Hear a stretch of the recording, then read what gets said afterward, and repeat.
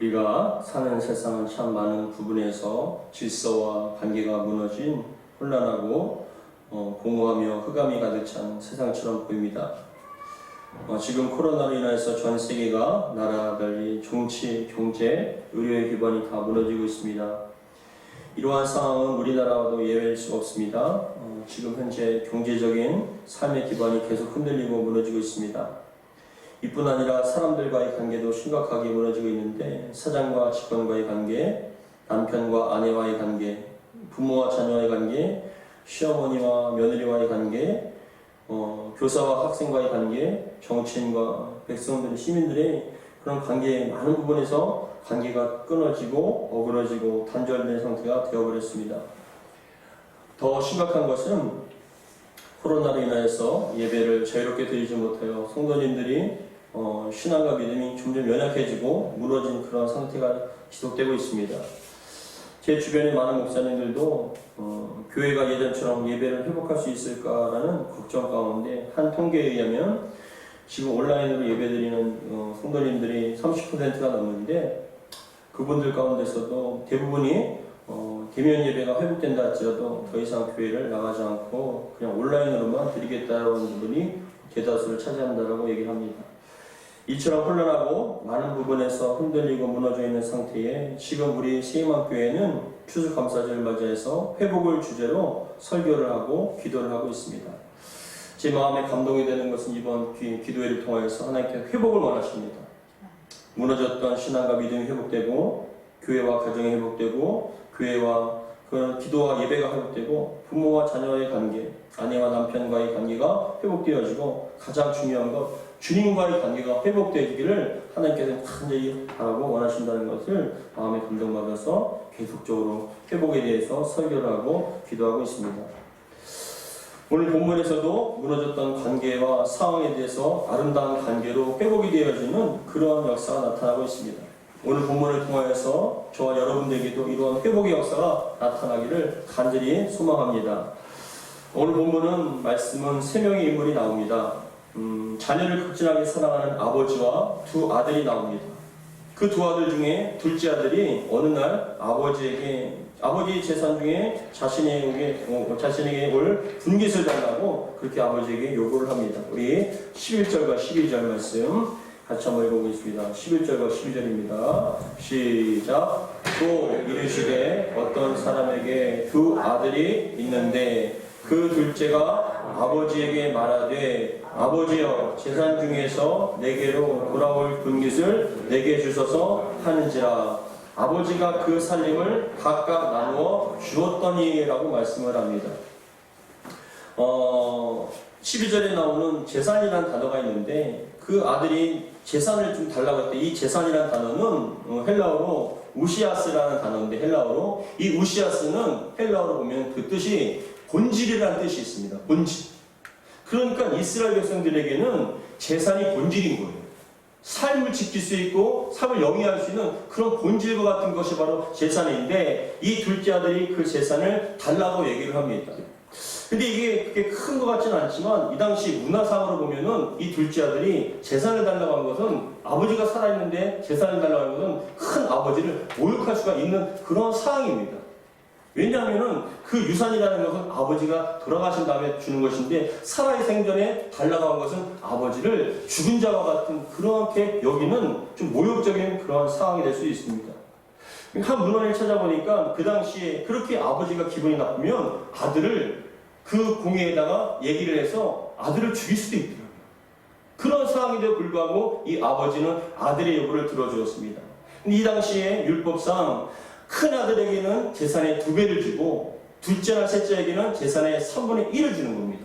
항상 장자는 2배를 주고 그 외의 아들들은 공평하게 나누어 주는데, 그런데 이 둘째 아들이 재산을 요구했을 때 형에게는 3분의 2가 가고 동생에게는 3분의 1이 갑니다. 그런데 아버지가 살아생전에 그 재산을 요구하면요, 문헌을 보니까 9분의 2입니다. 3분의 1이 아니라 좀 깎여갖고 9분의 1을 재산으로 줄 수가 있는 상황입니다. 근데 이 아들은 그럼에도 불구하고 아버지에게 재산을 달라라고 얘기를 합니다. 근데 이 아버지는 아들을 너무나 사랑하여서 둘째 아들만 재산을 주면은 그 동네에서나 사람들에게 비난을 받을 수 있기 때문에 각각 큰아들에게나 그리고 둘째들에게 동일하게 재산을 주기로 한 것을 나눠준 것입니다. 왜냐하면 작은 아들에게만 주면은 사람들이 그 작은 아들을 그렇게 손가락질 할 수 있기 때문에 각각 다 나눠준 것입니다. 근데 이 둘째 아들이 그 재산을 받자마자 어떻게 했냐면 바로 팔아버리는 거예요. 금매로. 우리도 보는 것 같이 집을 팔 때나 아니면 땅을 팔 때 무엇을 팔 때 금매로 팔면 제가격을 받지 못하고 그냥 팔게 되어 있습니다. 근데 이 둘째 아들은 하루빨리 아버지의 품을 떠나서 하루빨리 자기가 하고 싶은 대로 자기가 정말 살고 싶은 대로 그렇게 사는 것이 그런 꿈이었기 때문에 손해를 보더라도 빨리 팔아서 현금으로 해서 그냥 나간 겁니다. 그 이유는 13절에 보니까 그 후 며칠이 안 되어서라는 말에 그 근거를 찾을 수가 있습니다. 적어도 몇 달이 걸릴 수 있고 오랜 시간이 걸릴 수 있지만 며칠이 안 돼서 팔렸다는 것은 금매로 빨리 서둘러서 팔았다는 것입니다. 우리 13절 말씀 같이 한번 읽어보겠습니다. 시작. 그 후 며칠이 안 되어 둘째 아들이 재물을 다 모아가지고 먼 나라에 가 거기서 허랑방탕하여 그 재산을 뭐라요? 낭비하더니 이 아들은 며칠이 안 돼서 그 손해봐도 제 가격 못 받을 텐데요. 괜찮습니다. 손해보도 괜찮으니까 빨리 팔 수만 있다면 주십시오라고 얘기합니다. 손해를 봐도 그 아들이 재물을 다 모아가지고 아버지의 성이 끼치지 않는 먼 나라로 갔습니다. 근데 여러분 이 먼 나라에 간 이유가 무엇이냐면은 자기가 독립을 하거나 사업을 하는 것이 목적이 아니라 허랑방탕하기 위해서 자기가 살고 싶은 대로 살기 위해서 그렇게 나갔다는 것이죠. 먼 나라에 가서 뭐라고 하냐면 허랑방탕하다라고 얘기를 합니다. 그런데 이 허랑방탕하게 모든 것을 다 쓰는데 그 재산을 뭐라고요? 낭비하더니라고 얘기합니다. 이 낭비라는 단어에 헬라어의 단어를 보면은 그 뜻에는 여러분 큰 대야에 있지 않습니까? 대야에 물이 가득 찼다 할지라도 그 대야를 휙 하고 흔들면 어떻게 됩니까? 그 속에 있는 물이 다 쏟아져 엎어지잖아요. 한순간에 다 사라지지 않습니까? 그런 의미가 있는 거예요. 낭비라는 것은 그것이 남아있지 않도록 한순간에 다 사용해버리는 그런 의미가 있는 것입니다. 그러니까 그렇게 소중한 재산을 가지고 먼 나라에 가서 허랑방탕하여서 날마다 그렇게 허랑방탕하게 자신의 재산을 다 낭비했다고 얘기를 합니다. 그런데 14절에 보니까 문제가 다가왔습니다. 무엇이냐면은 그 자신이 가지고 있는 것이 영원할 것처럼 보였고 대단한 것처럼 보였지만 어느 순간에 정신을 차려보니까 다 사라져버렸다는 것이죠. 우리 14절 말씀 같이 한번 읽어보겠습니다. 시작. 다 없앤 후 그 나라에 크게 흉년이 들어 그가 뭐라고요? 비로소 궁핍한지라라고 얘기합니다. 다 없애는 게. 근데 여러분 다 없앤 것도 문제이지만 그 나라에 취업을 하지 못하도록 나라에 큰 흉년이 들었다는 거예요. 그러니까 어느 곳에도 취업하지 못하는 그런 꼼짝달싹하지 못하는 엎친 데 덮친 격으로 큰 흉년이 들어와서 뭐라고 하냐면 그가 비로소 궁핍한지라라고 말씀을 합니다. 사랑하는 성도 여러분, 우리도 마찬가지인 것 같아요. 하나님의 품을 떠나면 잘 살 줄 알습니다. 주일날 와서 예배드리기 힘들잖아요. 죄와 싸워야 하고 기도해야 되고 하나님의 뜻대로 산다는 게 굉장히 무거운 짐과 같이 보이고 구속처럼 보입니다. 너무나 힘듭니다. 저 세상 사람들처럼 주일날 되면 여행도 가고 멋진 곳에 가고 마음껏 자유롭게 살고 싶습니다. 그런데 자꾸만 올가 매는 것 같고 품이 정말 너무나 부담스럽습니다. 그런데 그 부담스러움이 여러분 떠나버리면 아버지의 품을 떠나면 얼마나 행복할까라고 생각했는데 근데 중요한 것은 그 아버지의 품을 떠난 자들의 돌아오는 모습은 빈곤한 삶이라는 거예요. 잘 될 것 같고 행복할 것 같고 영원할 것 같지만 그 인생과 삶은요 빈궁함 그 도움이 없이는 살 수 없는 그런 연약함이라고 성경은 얘기하고 있습니다. 그랬을 때 그 둘째 아들이 비로소 궁핍한 어느 것도 살 수 없는 상황이 되니까는 15절에 보니까 가서 이방인 나라입니다. 가서 뭘 하냐면은 돼지를 치게끔 만드는 거예요. 우리 15절 같이 읽겠습니다. 15절 시작. 가서 그 나라 백성 중 한 사람에게 붙여 사니 그가 그를 들로 보내어 돼지를 치게 하였는데 가서 그 나라 백성 중에 한 사람에게 뭐라며 부처산이라고 얘기하잖아요. 근데 이 부처산이가 헬라어 원뜻을 보니까 뭐냐면은 악교로 딱 붙어있는 상태, 뺄 수 없는 그런 상태를 보통 부처라고 얘기하는데, 이거 무엇이냐면은 누군가의 도움이 없이는 그 사람은 더 이상 살 수가 없는 상태라는 거죠. 당신이 나를 안 받아주면 난 죽습니다라고 간절한 마음으로 그 사람한테, 그 백성 중에 한 사람한테 딱 붙어서 제발 살려달라고 몸부림을 치는데, 그가 뭘 시키냐면 그를 들로 보내어 뭘 하겠습니까? 돼지를 치게 했어요. 여러분, 이게 별거 아닌 것 같지만 굉장히 무서운 거예요. 왜냐? 유대인들은 가장 부정한 동물이 바로 돼지입니다. 돼지를 먹지도 않고 돼지를 치지도 않습니다. 가장 혐오스럽고 부정한 음식이었기 때문에, 동물이었기 때문에 먹지도 않고 키우지도 않습니다. 그런데 이 둘째 아들이 뭐냐? 아버지를 품을 떠나서 자기가 마음껏 사는데 돌아온 것은 그 돼지, 혐오스럽고 하나님께서 부정하게 만드는, 생각하는 그 돼지를 칠 수밖에 없는 형편없는 상황에 떨어졌다는 것을 말씀하고 있습니다. 그런데 16절에 보니까 그 돼지를 치면서 뭘 하냐? 우리 16절 같이 읽겠습니다. 시작. 그가 돼지 먹는 쥐염 열매로 배를 채우고자 하되 주는 자가 없는지라 라고 얘기합니다. 주는 자가, 그 쥐염 열매는 굉장히 딱딱한 열매입니다. 돼지들밖에 먹을 수 없는 열매입니다. 근데 그런 것을 먹고 배를 채우고자 하지만 주는 자가 없는 그러한 최악의 상황에 맞이하게 되었습니다. 사랑하는 성도 여러분, 잘 될 때는 내가 하는 줄 알았습니다. 잘 될 때는 내가 내 노력으로 내가 모든 것을 인생을 사는 줄 알았습니다. 근데 막상 어려움을 닥치고 보니 하나님께서 주셔서 누리는 거였구나. 재산과 건강과 삶의 모든 것들이 하나님의 은혜였다는 걸 그때서야 깨닫는 것입니다. 마찬가지로 우리의 삶 속에 어떤 문제와 어떤 고난과 어떤 어려움이 있습니까? 하나님께서 그 문제를 통해서 여러분들을 부르시는, 하나님의 부르시는 것을 믿으시기 바랍니다. 회복시키자. 회복한다는 거죠. 근데 여러분, 회복에도 과정이 필요합니다. 회복에도 과정이 필요해요. 그렇게 자신의 처지가 힘들 때 이 아들은 어떻게 했냐면은 17절에 보니까 깨달았다는 거예요. 따라하겠습니다. 깨달아야 합니다. 깨달아야 합니다.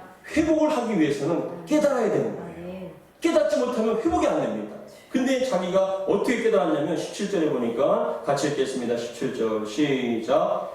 이에 스스로 돌이켜 이르되 내 아버지에게는 양식이 풍족한 품꾼이 얼마나 많은가, 나는 여기서 두려 죽는구나. 스스로 깨닫는 거예요.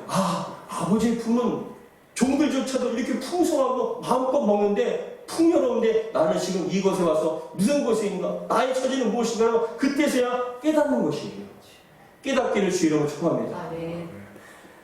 예전에 제가 부목사였을 때 사역을 하는데 한 달에 한 번씩 담임 목사님과 함께 어느 가정에 가서 예배를 드렸어요. 많은 부목사님들이 많았는데 이상하게 예배를 드리는 날 이상하게 제가 함께 같이 가게 되는 그런 상황이었습니다. 몇 번을 같이 예배를 드리는데 어느 날 그 집사님의 가정에 가서 예배를 드리고 함께 식사를 했어요. 근데 식사를 하는데 그 목사님께서 집사님에게 그 처음에 교회 왔던 그 일을 추억을 하시는 거예요. 근데 그 집사님께서 자신의 그런 인생의 과정들을 얘기하시는데, 원래 그 집사님도 사업을 꽤 크게 하셨던 것 같아요. 사업을 꽤 크게 하셨는데, 근데 어떤 과정이 있었냐면은 그 이전에 그 집사님이 굉장히 새벽기도를 빠지지 않고 새벽기도 찬양까지 운행하면서 새벽기도 나가고 수요예배 나가고 금요예배 나가고 주일에도 새벽부터 저녁까지 끊임없이 봉사하고 헌신하고 주님 중심으로 살았던 분인데, 하나님께 은혜 가운데 사업체를 주신 거예요. 근데 사업이 조그맣게 시작을 했는데 사업이 점차 잘 되는 거예요. 점점 확장이 되더랍니다. 그런데 여러분, 좀 사업을 하다 보니까 어떤 마음이 들었냐면, 조금만 있으면 세상의 돈이 다 자기 돈 같아요. 조금만 하고 계획을 하면 이상하게 너무나 잘 되더라는 거예요.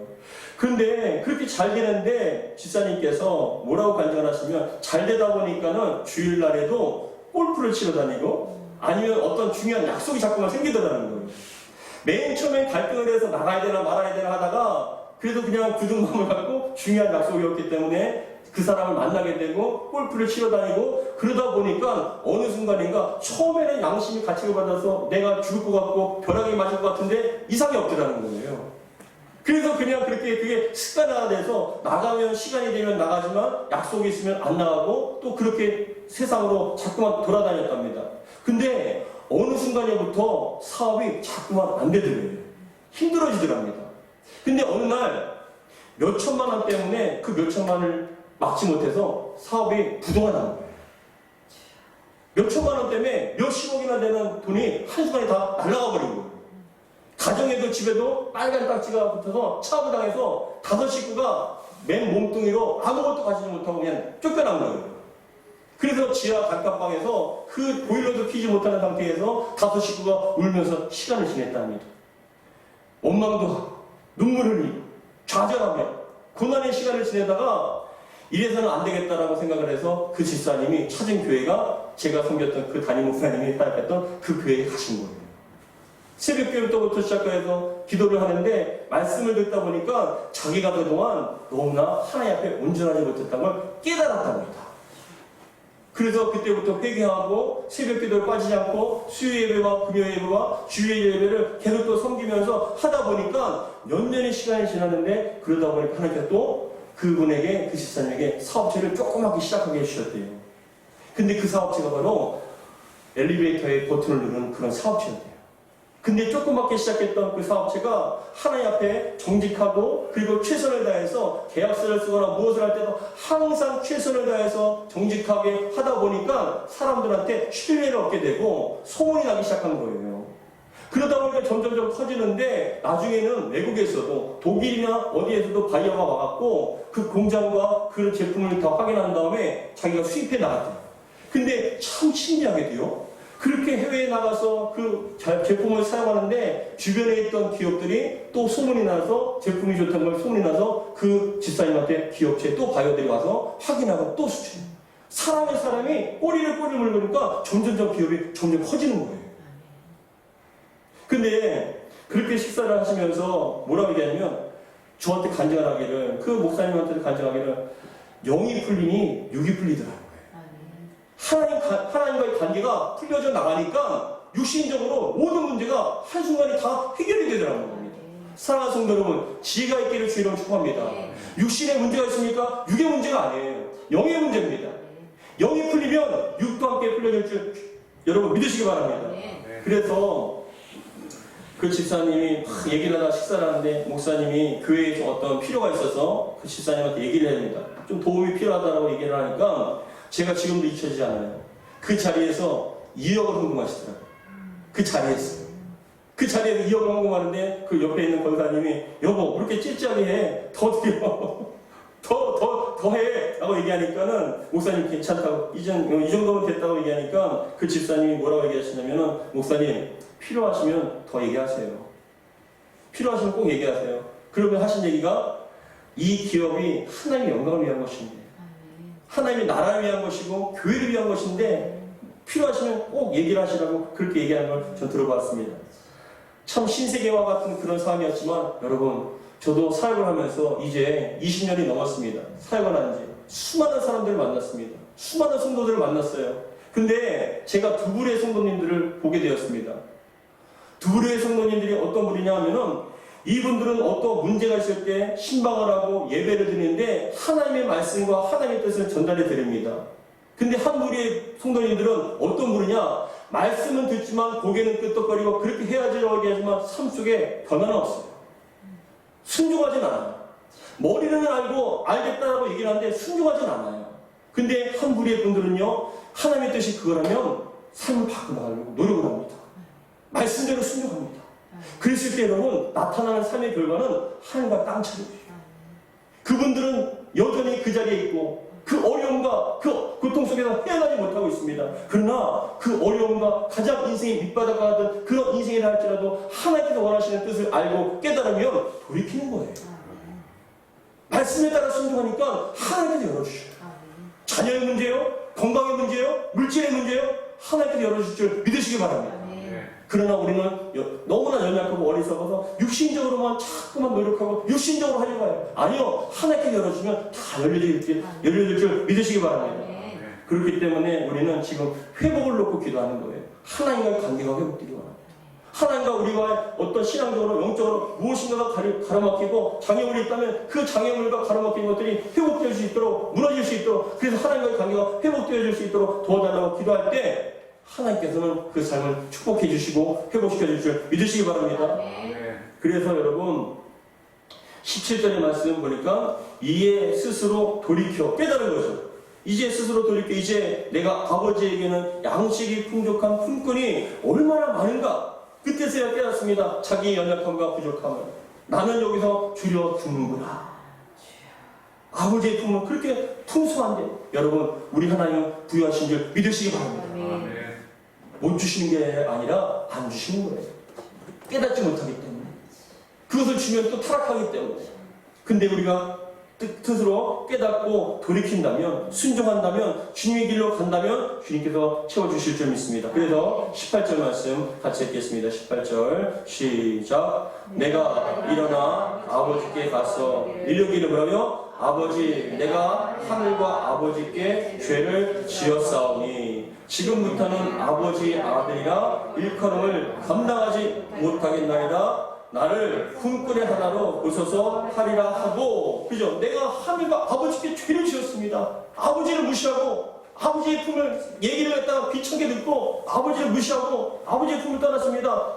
제가 하늘과 아버지께 죄를 지었습니다. 이제부터는 제가 아버지의 아들이라고 일컬음 받지 못하겠습니다라고 그렇게 회개를 하고 하나님 앞에 나가겠다는 아버지께 나가겠다는 겁니다. 그래서 20절에 보니까 같이 읽겠습니다. 20절 시작. 이에 일어나서 아버지께로 돌아가니라. 아직도 거리가 먼데 아버지가 그를 보고 측은히 여겨 달려가 버려요 목을 안고 입을 맞추니. 아멘. 저는 이 말씀을 묵상하면서 얼마나 큰 은혜를 받았는지 몰라요.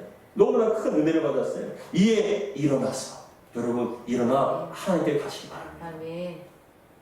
일어나 아버지께로 돌아가니라. 근데 뭐라고 얘기하냐면 아직도 거리가 먼데 아버지가 뭐라고요? 그를 보고 치근히 여겨 달려가 목을 안고 입을 맞췄다 라고 말씀합니다. 여러분 아버지가 책망하는 게 아니잖아요.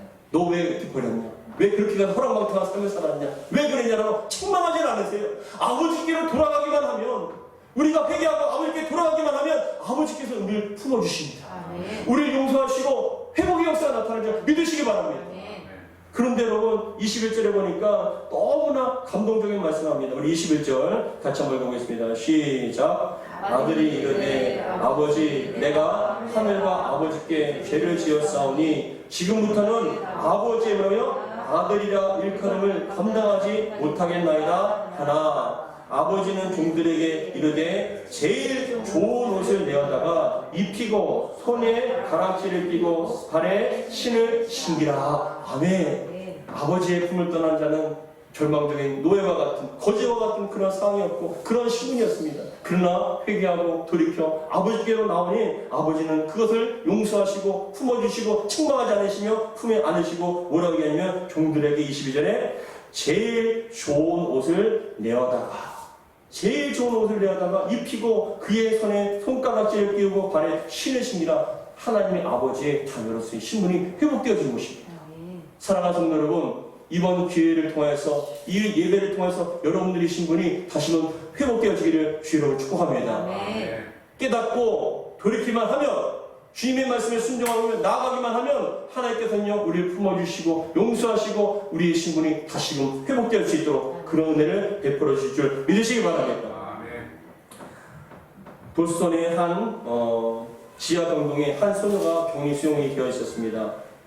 이 소녀는요 마음이 어둠 때문에 심한 정신병을 앓아서 사람들이 다가오면 괴성을 지르고 욕을 하고 굉장히 강력하게 반대를 했던 독서를 했던 그런 소녀였습니다.